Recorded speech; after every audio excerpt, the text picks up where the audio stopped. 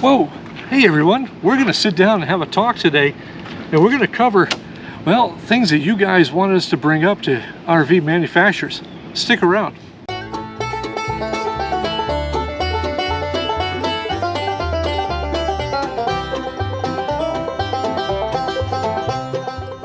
Hello everyone, and welcome back to Life Redesigned. My name is Bob. I'm Carrie. And in 2022, we sold everything we owned, Carrie. We hit the road full time. We have nothing in storage units, nothing in a backwoods shelter in the middle of Arizona. We don't have a house in New Jersey by the highway that we sit in our kitchen and make videos.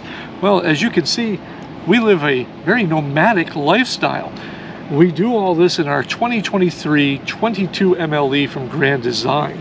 Now, props to I you. know. I got that all out in one breath. Wow, that's amazing. Today is something that as we've done these little lighthearted look at RV life and certain things that we wish people would do and wouldn't do and whatever, this is one that came up quite a bit on not only on Reddit but on Facebook as well, and people communicating to us and going, wow, we wish someone would do a video that says, hey, RV manufacturers, stop doing this, enough already. And well, we are always one that are up to answer the call, especially of fantastic viewers like you. We are here with our list. Now this list, wow, this list was comprised of a lot of viewer feedback, a lot of forum requests and stuff like that. So again, don't shoot the messengers. And if there's also something that you want to add or something that you think we should take away, leave it below in the comments. We'd like to hear from you. Number one, Carrie, is something that came off quite a bit, which was enough with the half-ton labels already. We see this quite a bit, especially in the fifth wheel segment, that half-ton label implying that it can be towed by half-ton trucks. That being said, that is not always the case, and in fact it probably applies to about roughly 3% of half-ton vehicles that are equipped to tow these RVs. So a little more truth in advertising, I guess, would be the right way to do it. I get it that 3/4 ton doesn't sound as appealing as half-ton, and it may not reach the masses as fast, but when you get into safety and liability, it is also on you as an RV owner to know what limitations of your tow vehicle. But still, this really does fall back on the manufacturers themselves and a little more truth in advertising, I guess. Number two is, well, one we've experienced firsthand, is have better pre-delivery inspections. Now, we're not talking delivery from the dealer to the buyer. We're talking about the delivery from the manufacturer to the dealer. Now, we've seen everything in our Winnebago, from mounds of sawdust to rough openings that were never filled properly. Even in our Grand Design, brand new, no caulking around the kitchen sink to stop the water from getting into that laminated countertop. A lot of things like that. When we picked ours up, the toilet didn't work. The RV had a cracked sunroof that took 3 months to get repaired. We'll cover that in a minute. Just all around little things that you can tell it's a lack of quality control, and it's time to do better on these inspections, especially when you're asking the amount of money that you're asking, especially since COVID. Which brings into number three. This one here infuriates people to no extent, and that is stop with the overinflated MSRPs already. We get it. You want to imitate the car dealer system and the car manufacturer's thing, but really it's getting to the point now that any brand new RV, the MSRP, you could easily knock off 10 grand on. And that's an understatement. In the case of ours, MSRP was over $50,000 and we paid 36. There was no high pressure tactics on our end to get that negotiation down. It was simply, this is what you're going to pay, and we're like, okay. But it shouldn't be to that extent. You know, I know you want everybody to get a value and that perception of value, but it really just comes across as being, you know, kind of stupid at a certain point, especially when you go to an RV show and you see everything is 40% off. Yeah. That's crazy. Number four is, again, with the following the same mode of thought, enough with the gimmick labels. We're talking everything from Arctic insulation, which is, you know, nothing more than a little bit of Reflectix in the corner, to 4 Seasons Ready is another one that we keep seeing come up quite a bit. and these aren't 4-season capable. There's a few manufacturers that do, but the vast majority use these Gimmick labeling that, much like the half-ton towable label, really just needs to stop. Nothing gets me going more than seeing Arctic insulation and having your curtains inside the RV flopping around because there's just draft everywhere. It gives people a false sense of security, especially full-timers that think, hey, I'm getting a great deal on this Arctic insulation. I'm never going to be in the Arctic, so I'm going to be really warm. It got cold in South Carolina in January.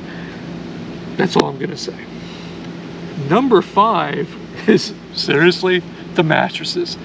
Just either put in a quality mattress or don't at all. Or don't at all, because I don't think anybody's keeping these things as is because they're garbage. In fact, we've talked about this a few times. When we picked up our RV, prior to even picking this up, we went down and bought a new mattress. We bought a Casper mattress out of Costco and just had the dealer just get rid of the mattress altogether. Don't even unwrap it, just get rid of it. And they joked that they would put it back with the other 20 because nobody wants these things. They're horrible, and you can see the plethora of YouTube videos of people hawking this RV mattress from this website or whatever. But the bottom line is people are replacing these because they're trash. And at the same time, I mean, this is part of your MSRP in your sale prices. You're paying for that along with that stupid bed cover. Oh my goodness, what am I going to do with that? Just stop already, get rid of it, or put something in good. I'd almost rather not have my intelligence insulted. Number 6, low-level materials.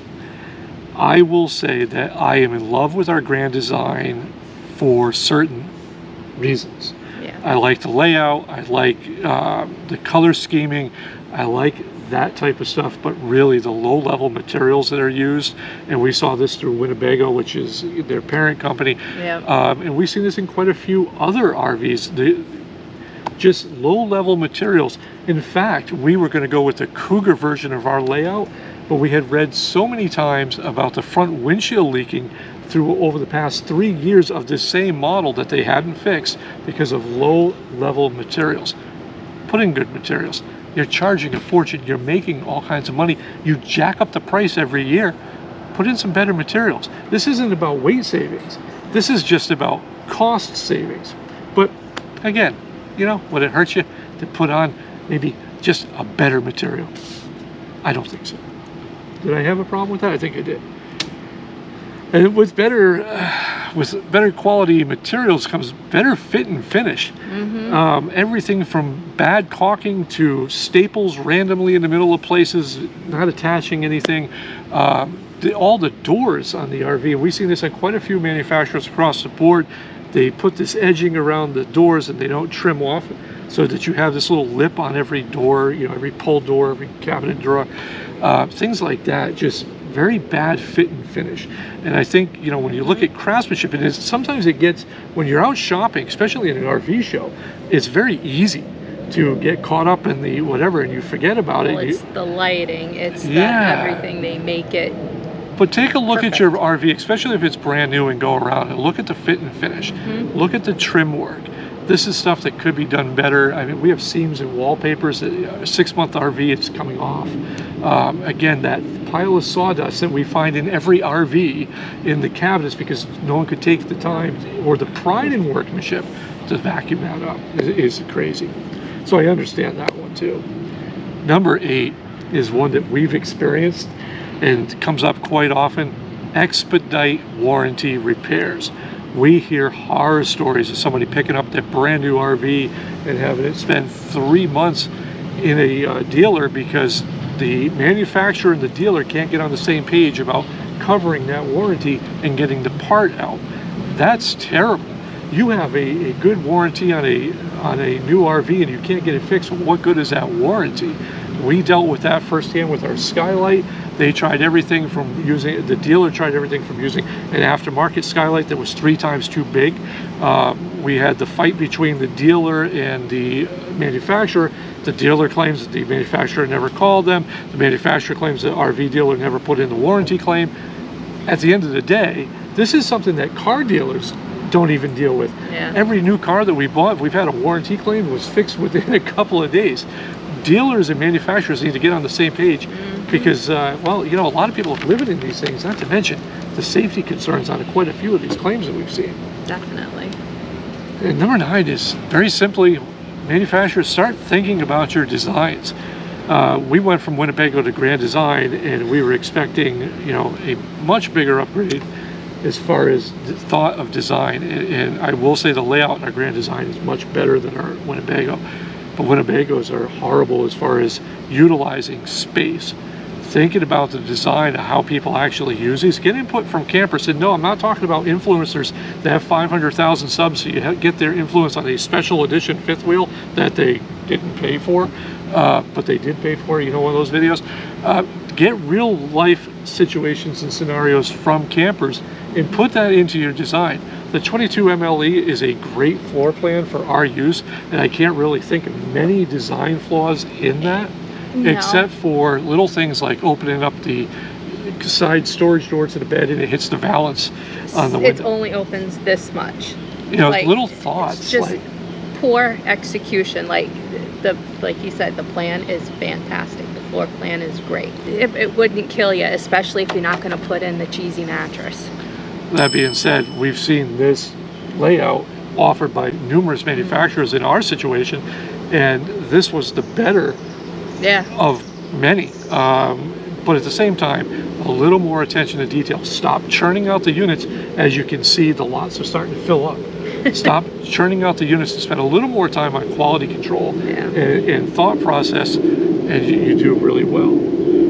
And number 10 is our final thought here, and what came up quite a bit is recognize the safety of your buyers. So we have airplanes overhead, and safety meaning everything from the half-ton towable labeled when it's not half-ton towable to just realizing that these are units that kids are going to be in, adults are going to be in, and have to go down the road and have to arrive places safely. You saving $100 by putting a cheap axle in doesn't do any good if it ends up hurting somebody or causing a catastrophic failure while on the road. And a perfect example of that is these cheap tires that we see on time and time again. What do they call them? They call them China bombs. Okay. And there's a reason all these tires blow up. Now, a little background, a little perspective. I used to run a Goodyear auto repair facility. I know my tires, and I know backgrounds.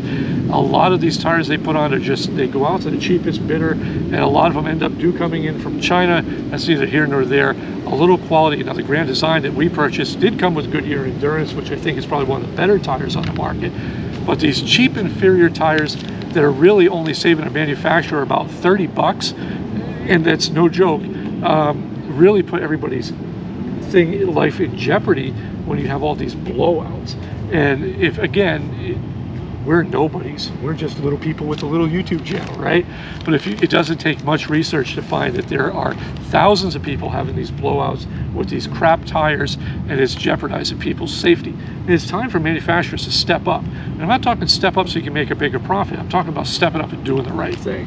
If $30 are going to make or break an RV manufacturer's budget, maybe they should just get out of the business, period. Now, there's more that I could add into this, everything from steps to lighting to whatever. But I'm going to leave that to you guys to let us know in the comments below what you think we've left out of this list. Fair enough. That was a lot to get through, and hopefully you enjoyed that. Until next time, I am Bob. I'm Carrie. And hey, we love you guys.